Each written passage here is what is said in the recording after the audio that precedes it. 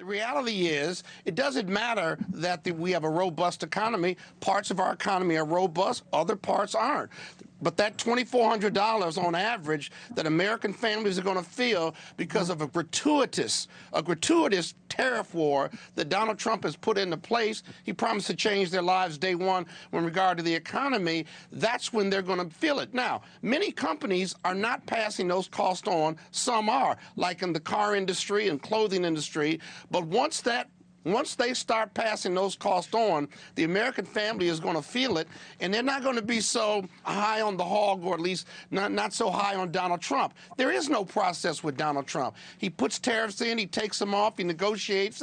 These aren't like formal trade deals he's doing. It's just kind of whimsical on his part, and so maybe we get some deals, maybe we don't, but the American families are going to start feeling it, and we'll have to watch closely. Donald Trump's big ugly bill, or his big beautiful bill, adding at least $8 trillion or more to the deficit, to take people off Medicaid rolls, to take health care from them. And so Donald Trump is responsible for that deficit. Now he wants to give money away to those American families who he promised to save, which he's failing them right now. So you can't have it both ways. Now, Republican and Democrat presidents over the last 10, 20 years have both added to the deficit, right?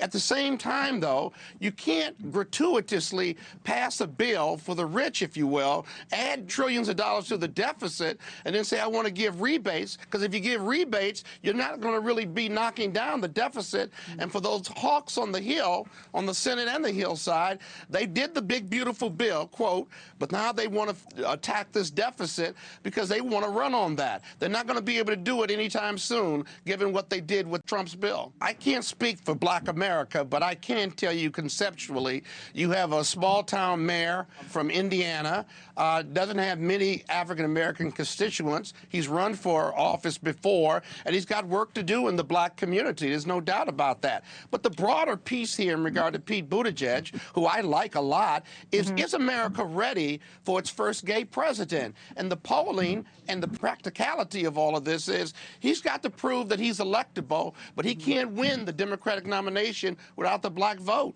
So he's got to go to those communities. He's got to talk to them straight. They have to get to know him, and they've got to get to trust him. And so far, that's not happening.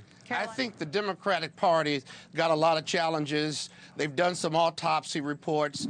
They need a message, and they need the right messenger. Now, Kamala Harris is a contender. 50% of people who don't like her in California, that means 50% or some portion do like her, and she's got the best name recognition. She can run if she wants to run. The question is she the best candidate right now? And I think that remains to be seen. I think America wants the Democratic Party to be stronger, and they want a different messenger. I just simply do, and that's going to unfold over time.